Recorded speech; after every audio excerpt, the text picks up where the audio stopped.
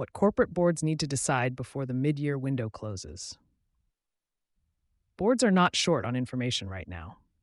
If anything, the problem runs in the opposite direction. There are too many reports, too many deadlines appearing in too many jurisdictions, and too many functions inside the organization claiming ownership of issues that do not fit cleanly inside any one of them. What tends to get lost in that volume is something simpler, a small number of decisions that genuinely require board-level attention before summer and will not get easier if they wait until fall. This is about those decisions. The gap between priority and preparation is getting expensive. Most boards would say climate and sustainability are on their agenda. Research from the Climate Governance Initiative backs that up. 84% of independent board directors describe climate as a mid to high priority. But the same research found that more than half of those organizations are not expected to publish a transition plan in the next 12 months. That is not a minor inconsistency. It is the kind of gap that shows up in investor conversations and increasingly in legal ones. PwC's most recent global investor survey found that only 29% of investors say current company reporting adequately describes how ESG factors affect business performance. That number should give pause to any board that believes strong sustainability rhetoric is doing the work that governance infrastructure has not yet built. The legal environment is moving in ways that complicate the picture further. A federal court in Texas ruled late last year that American Airlines violated its ERISA fiduciary duties through ESG-influenced retirement fund investment decisions. Meanwhile, French courts have sanctioned companies for overstating their climate trajectories in public communications. Boards are now exposed from both directions simultaneously, for inadequate disclosure in some jurisdictions and for what other jurisdictions consider improper ESG integration. That is not a tension that a sustainability team can manage alone. It sits at the board level, and it needs to be addressed there. The EU's omnibus simplification removed roughly 85 to 90% of companies from mandatory CSRD reporting scope. Some boards read that as breathing room. The more accurate read is that the investor expectations, buyer requirements, and litigation environment did not narrow with the regulatory scope. The obligation to report may have shifted. The obligation to govern has not. Related, what boards are asking about energy and environmental risk? Energy strategy is not a management-level decision anymore. A survey of 650 senior energy sector leaders published by Wimbledon Dickinson in February put a number on something a lot of energy-intensive companies already sense. 65% of respondents identified grid and infrastructure constraints as their single biggest barrier to expansion. Nearly a quarter of new global capacity is being held back right now, not by economics, but by bottlenecks. U.S. operators estimated they could grow output by around 15% under current conditions. Clear the grid congestion and permitting friction, and that figure climbs to 23% or more.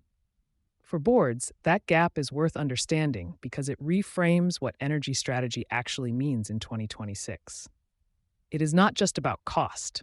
It is about whether your organization's assumptions around energy availability, the ones built into capital plans, operational forecasts, and expansion timelines, are still accurate given a grid that is not keeping pace with demand. Energy procurement lives in an uncomfortable governance gray zone in many organizations. It spans facilities, finance, and sustainability without clearly belonging to any of them. The result is that contracts and positions carry forward from prior cycles without formal board review. Nobody made a bad decision. Nobody made a decision at all. In a stable environment, that works. In a market where grid constraints, demand surges from AI and data center build-out, and LNG disruptions have materially shifted rate conditions over the past 18 months, it produces exposure that compounds quietly. The same Wimbledon Dickinson research noted that tech budgets for energy optimization are expected to rise approximately 16% in 2026, as companies pivot toward extracting more efficiency from existing assets when new capacity is constrained. That is a reasonable operational response. It does not replace a board-level review of whether the organization's energy position still reflects its current strategy and market reality. Related, how regulatory and market uncertainty is changing executive risk planning. Supply chain accountability arrived earlier than most boards expected.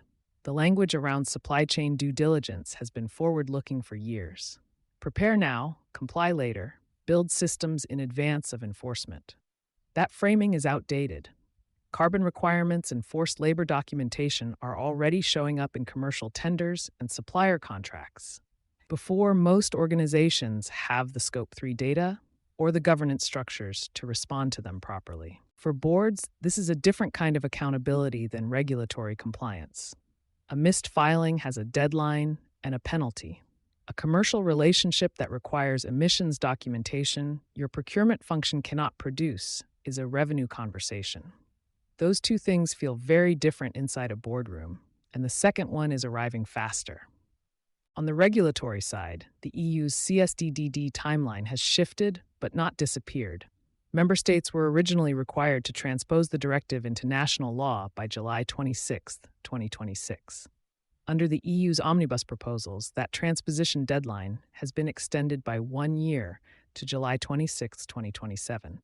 Compliance for the largest in-scope companies, those with over 5,000 employees and approximately $1.63 billion in turnover, was set to begin July 26, 2027, but has also been deferred under Omnibus to July 26, 2028.